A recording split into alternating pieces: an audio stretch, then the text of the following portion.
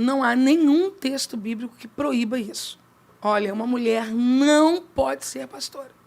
Ele precisa ter um texto bíblico para afirmar isso. Olá pessoal, tudo bem? Nesse vídeo, a gente vai falar sobre o pastorado feminino. Tem uma pregadora muito famosa no meio pentecostal, conhecida como Helena Raquel. E em um podcast ela disse que não existe nenhuma passagem bíblica que proíba a mulher de ser pastora. Mas será que isso é verdade? A gente vai reagir ao podcast e durante o podcast eu vou comentando sobre alguns argumentos dela, tá? Vamos assistir esse podcast, tá? E a gente vai comentando. Vamos lá? Já escutei muito, escuto até hoje também, que não existe respaldo na Bíblia para ordenar uma mulher ao pastorado. Mas eu também já vi muitas mulheres e muitos homens também defendendo que é o contrário. Eu gostaria que a pastora falasse sobre isso, sobre a sua explicação embasada na Bíblia sobre a mulher ser pastora. Eu começo dizendo que não há nenhum texto bíblico que proíba isso. Então, a gente precisa bater na base do problema, né? Quando uma pessoa defende isso a partir da negação, olha, uma mulher não pode ser pastora.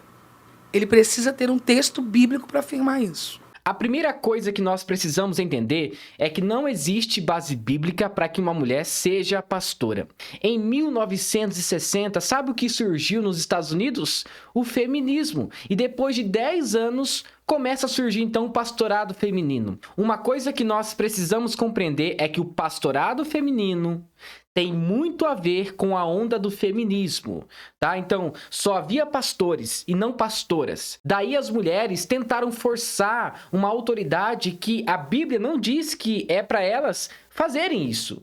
Entende? Aí começou a surgir esse movimento feminista que começou a entrar na igreja, aí surgiu pastoras. E ela disse que não há nenhum texto bíblico que proíba a mulher de ser pastora. Eu quero ouvir um pouco mais os argumentos dela para que eu possa falar um pouco mais sobre esse assunto. Vamos lá?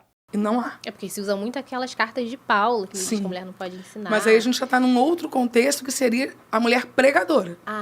Né? A mulher, que isso aí eu ouço todo santo dia, tá? Tá lá nos comentários. Nas caixinhas do Instagram. Você não poderia estar aí pregando, porque as mulheres devem ficar caladas.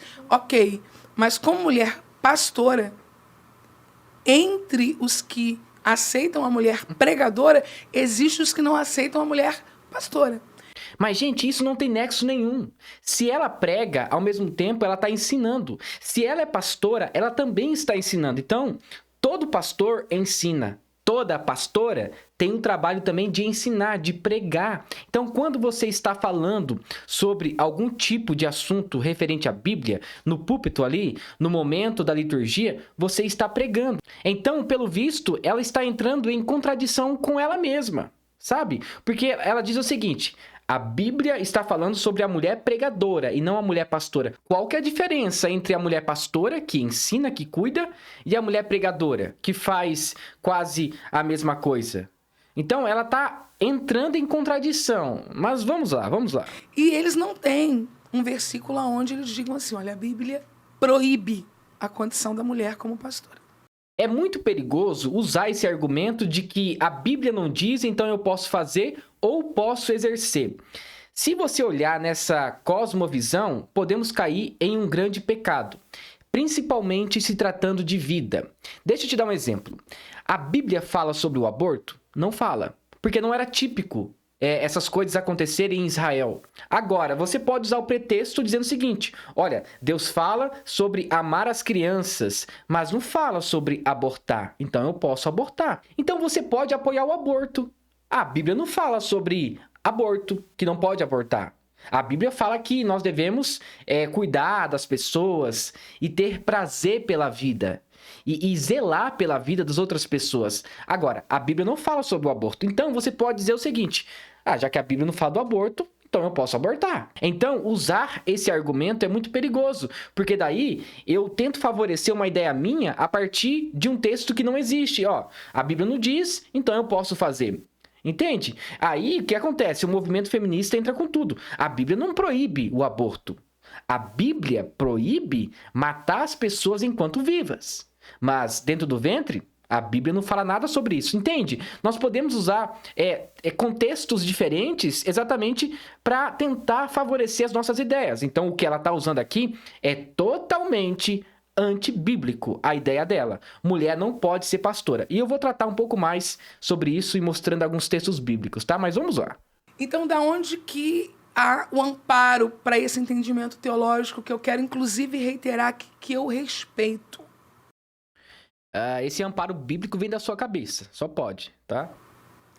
Eu estava conversando ainda há pouco com meu marido que nenhum grupo social, em nenhum momento histórico, foi unanimidade. Não seremos, e nem precisamos fazer disso um problema. Não aceito as mulheres pastoras. Não. O que ela está afirmando é o seguinte: tem vários teólogos por aí que pensam de forma diferente que eu penso, mas o que vai prevalecer é aquilo que eu interpreto da Bíblia. Só que isso daí também é um perigo. As más interpretações da Bíblia podem levar à heresia. O desenvolver dessa ideia, eles partem de outros princípios. Como, por exemplo, que o homem é a cabeça de toda mulher. Sim. Que Jesus tinha 12 discípulos, apóstolos, e entre eles não havia uma mulher. Então, o embasamento parte disso. Mas, na verdade, nós não temos nenhum texto bíblico que proíba esse lugar de liderança. Calma que eu vou mostrar o texto bíblico que ela disse que não tem, tá? Eu vou mostrar depois. Mulher. Aí, se nós acompanharmos a Bíblia pela Bíblia, nós vamos perceber que Débora era uma juíza. Lá vem aquela ideia. Débora era juíza, Raquel era pastora de ovelhas. Vai começar aquela história de tentar voltar no Antigo Testamento em um contexto diferente para defender o argumento pastoral. Entende? Gente, isso é um erro. Nós temos que estudar o contexto histórico de Israel. Como que o povo agia? Por que Deus levantou Débora naquele exato momento? Será que ela foi levantada na intenção de liderar o povo espiritualmente? Entende? Então, precisamos compreender o contexto de Israel, o que estava acontecendo naquele momento, as batalhas, os reis se levantando, os reis caindo, Deus irado. Então, engloba um monte de coisa. Não é apenas falar, ela era assim, assado e ponto final, então eu posso ser pastora. Tem que olhar o contexto, tá? Tem que olhar o contexto, mas vamos lá. E uma profetisa. Então, ela tinha posição de liderança e governo e também de fala, o que parece muito com o que a gente entende hoje na posição da mulher. O profeta Miqueias, ele faz uma referência profética, inclusive ali é Deus falando e não Miqueias. Ao relembrar o povo sobre o favor do Senhor, Miqueias diz assim, em nome do Senhor: eu levantei adiante de vós Moisés, Arão e Miriam. Ou seja, Miriam exercia liderança. Agora vai comparar com a liderança de Moisés? Bom, isso nem Arão pode comparar. A liderança de Miriam não tinha nada a ver com o sacerdócio real. Não tinha nada a ver com o tabernáculo. Era uma liderança que envolvia apenas as mulheres e não havia nada dessa questão de liderança sacerdotal, de sacrifício. Precisamos compreender que Miriam fazia parte das tarefas externas da tenda, onde havia o tabernáculo, porque naquela época ainda não havia o templo. Lembre-se que Israel era um povo totalmente peregrino. Eles estavam andando em busca da terra prometida, então não havia um templo para adoração.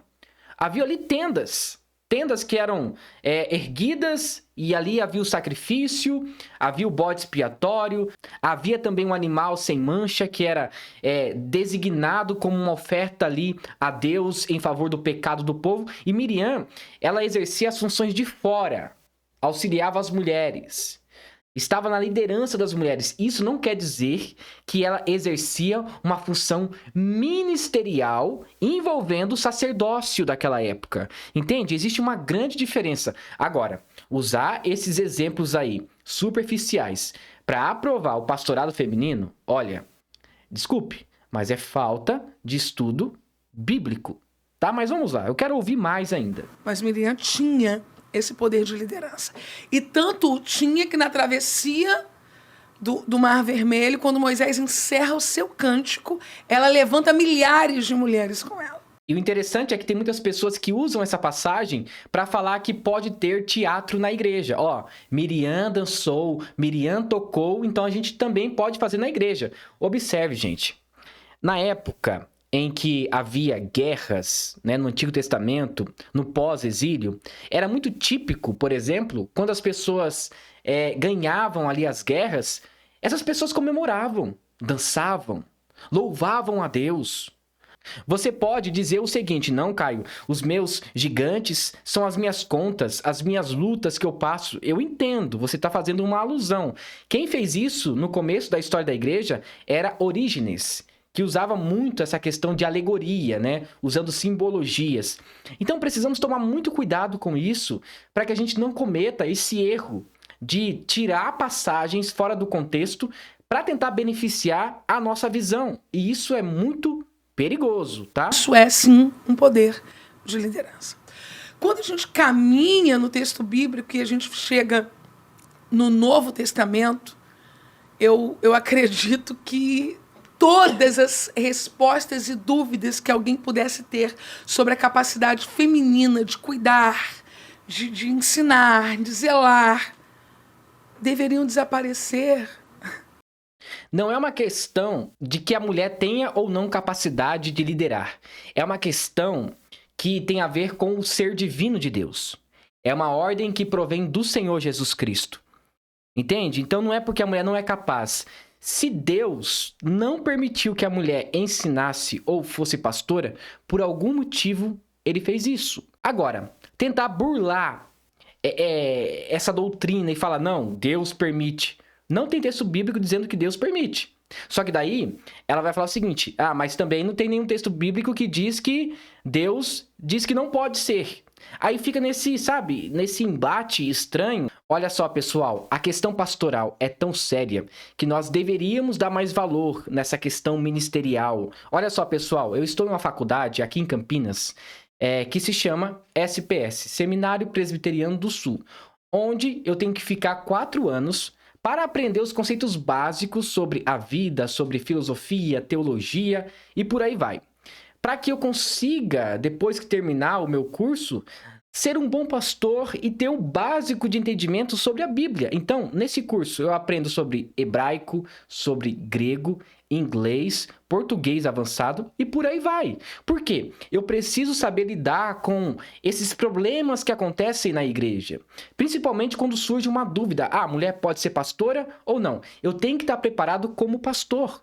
Eu tenho que estar preparado para responder essas perguntas. É claro que eu não vou conseguir responder todas as perguntas, mas aquilo que eu conseguir, eu ficarei contente com isso. Entende? Então, quando a gente olha essa questão de ser pastora ou não, precisamos olhar em uma cosmovisão bíblica e não o que eu acho, o que eu entendo. A Bíblia não diz, então eu posso fazer. Não. Temos que olhar o contexto bíblico. Mas vamos lá, tá? Vamos lá. É que hoje em dia, né? Por que eu falei da faculdade?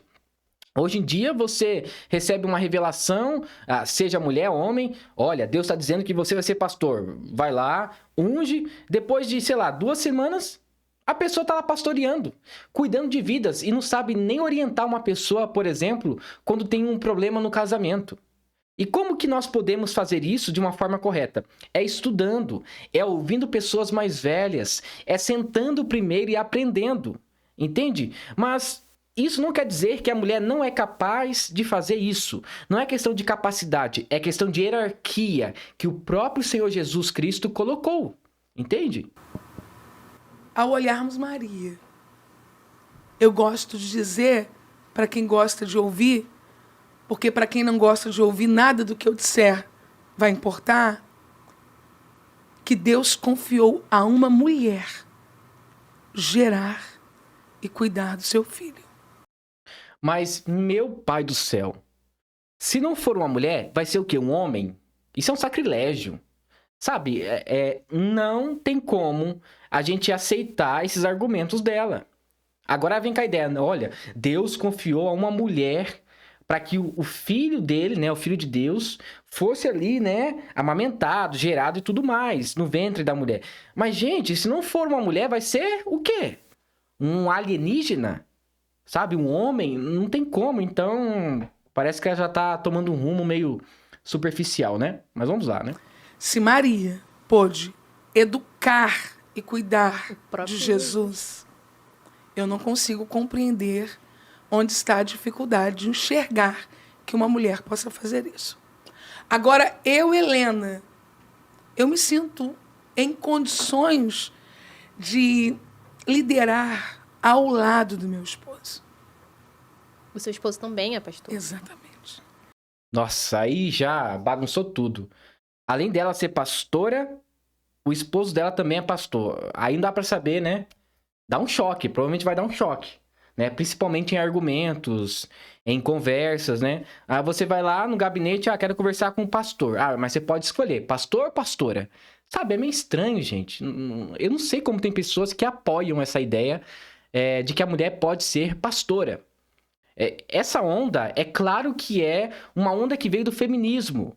As raízes estão lá no feminismo. Quem diz que não é porque está tentando inventar uma nova forma de interpretar a Bíblia. E nós sabemos muito bem o que acontece quando alguém começa a interpretar a Bíblia da sua maneira, sem ter embasamento ali do que realmente está acontecendo no contexto histórico, o que realmente a palavra está dizendo na língua original. Não sabe interpretar um versículo bíblico e fala, eu acho que é isso. Aí pronto. Aí vira pastora. Aí é complicado, viu, gente? Eu, Helena, me vejo naquela posição do Éden, uma auxiliadora idônea. Se você me falar, Helena, acredita que pode liderar uma igreja sem a presença masculina? Eu não posso. Não há em mim condições para isso. O meu lugar é ao lado dele, e ao lado dele eu me sinto preparada para ajudá-lo nas demandas femininas, inclusive, nesse lugar de apacentamento. Agora que você já assistiu esse vídeo, te convenceu o argumento dela? Você acha mesmo que tudo que ela falou tem base bíblica? Eu creio que não. Se a gente olhar o texto bíblico em 1 Timóteo, capítulo 2, versículo 12, diz que a mulher está proibida de ensinar e exercer autoridade sobre o homem. Ela disse que não há nenhum versículo que proíba a mulher de ser pastora. Então, vamos dizer que isso é verdade. Entretanto, a Bíblia proíbe a mulher de ser pregadora. Então, ela prega. Eu vi que ela tem vários vídeos no YouTube e ela prega na igreja, tá? Se for usar esse pretexto, então ela pode ser pastora, mas não pregar. Porque aqui em 1 Timóteo, capítulo 2, versículo 12, diz o seguinte: eu não permito que a mulher ensine, nem exerça autoridade sobre o homem. Nessa passagem aqui, Paulo proíbe as mulheres de se envolverem em duas atividades que caracterizam o ministério dos presbíteros, como o ensino e o exercício da autoridade. Então, o ensino da palavra de Deus e a autoridade que eles tinham ali na igreja. Agora, ela disse que, não, a Bíblia proíbe a mulher pregadora, mas não a mulher pastora. Mas como que eu posso ser pastora e eu não ensino? Não tem, não tem nexo. As duas coisas estão juntas. Se eu tirar uma coisa, então, peraí, a mulher que é pastora, então vai ficar só olhando, só observando e auxiliando o pastor? É por isso que eu afirmo novamente, a mulher não pode exercer a função pastoral na igreja. Isso daí é coisa do movimento feminista que se alastrou nos Estados Unidos, começou lá em 1960, chegou aqui no Brasil, tá? Lá em meados de 1970 e 1980, começou a surgir algumas pastoras. Aqui no Brasil, acho que foi em 95 ou foi em 84, alguma coisa assim. Mas foi depois do movimento feminista. Depois que houve esse boom, em 1910, do avivamento da Rua Azusa, e várias igrejas surgiram, começaram a surgir também várias teologias estranhas, principalmente defendendo ideias que eram contrárias à Bíblia. E daí o feminismo entrou com tudo nas igrejas. É por isso que surgiu essa ideia de pastorado feminino. A mulher queria ter espaço na igreja. A mulher estava se sentindo um pouco distante da sociedade, porque a sociedade não estava incluindo ela nos papéis gerais. E isso chegou até a igreja. E as mulheres também começaram a querer ter uma autoridade muito maior do que o homem na igreja. sabe? Cancelando praticamente os textos bíblicos e ignorando o fato de que Cristo é o nosso senhorio. É isso que aconteceu, sabe? E isso é muito perigoso porque acaba se tornando uma teologia liberal, né? Feminista e, por último, uma teologia até mesmo anátema. Um novo evangelho, novas palavras, uma nova escritura a partir do meu entendimento e não a partir da Bíblia. Então, só com esse texto de 1 Timóteo, capítulo 2, versículo 12, podemos compreender que a mulher não pode ensinar, nem pregar e muito menos exercer autoridade sobre o homem. Eu creio o seguinte, que, por exemplo, existe ali uma palestra para mulheres na igreja. Não é um culto, é uma palestra para as mulheres, por exemplo. Como ser uma mulher que saiba gerenciar o seu lar doméstico. Ou outros assuntos. Desde que não seja um culto, eu acho normal uma mulher ensinar. Neste caso. Agora, culto público, aí já é outra história. Aí nós temos aqui alguns versículos que vão falar sobre como nós devemos lidar com a liturgia, quem deve ter autoridade ou não. Então, os argumentos que ela usou não têm nenhum fundamento bíblico. Em primeiro lugar, Raquel era pastora de ovelhas e não de pessoas. E se você for no Novo Testamento, não temos nenhuma referência de mulheres liderando a igreja. Então, gente, isso daí é apenas uma raiz do feminismo que vai piorar com o tempo, tá? Vai piorar com o tempo. Nós temos aí a apóstola, sabe? Já tem até apóstola por aí. Apóstola Sol. Aquela herege lá que fala que o mês de agosto é o mês do aniversário do diabo. Ela ora em favor das pessoas e coloca o nome do anjo Gabriel no meio. É sal grosso aqui, sal grosso ali. Então começa a surgir um monte de coisa. A mulher, ela tem capacidade para fazer muitas coisas. Só que a Bíblia colocou ali um certo limite para as mulheres. E se Cristo colocou, é porque ele sabe o que é bom e o que não é bom para a mulher.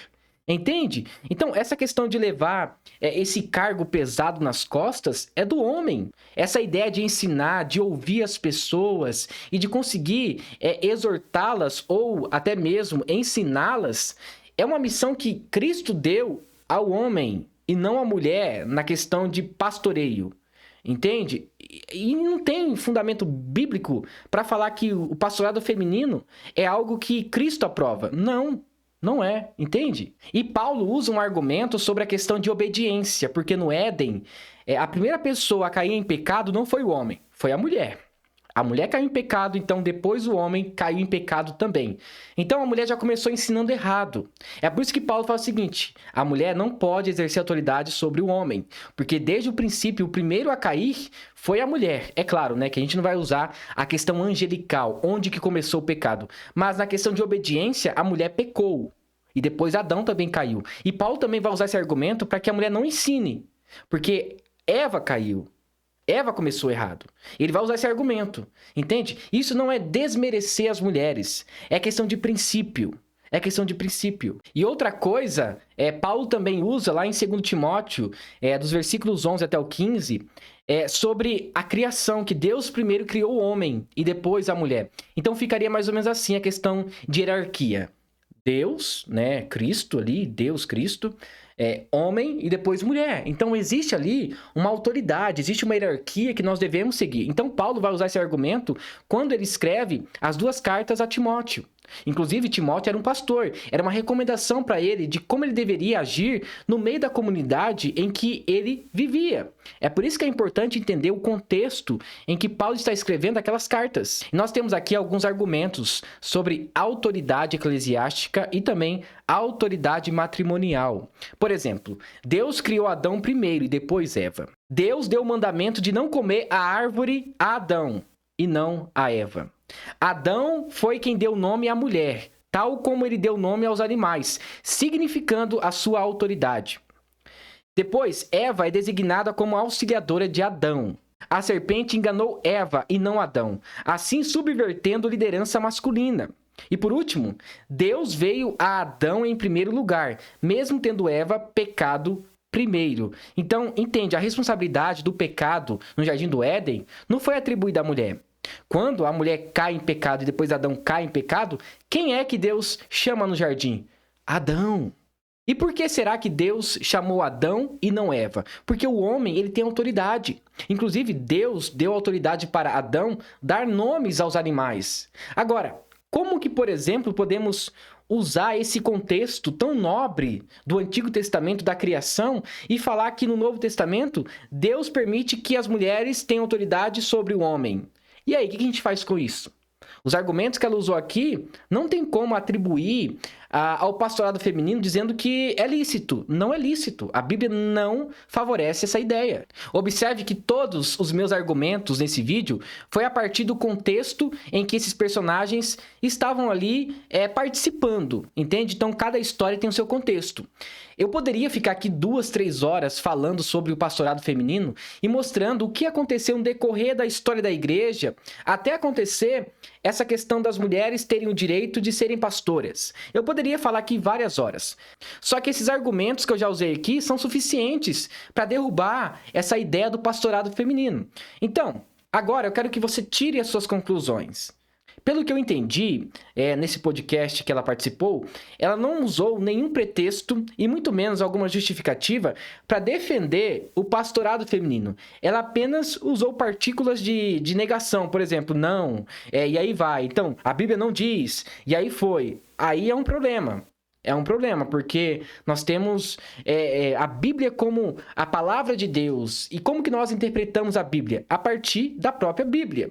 A Bíblia por si mesma, ela se interpreta de uma forma com que você entenda a partir do momento que você lê ela várias vezes. E você vai pegando os pontinhos ali e você vai entendendo o contexto.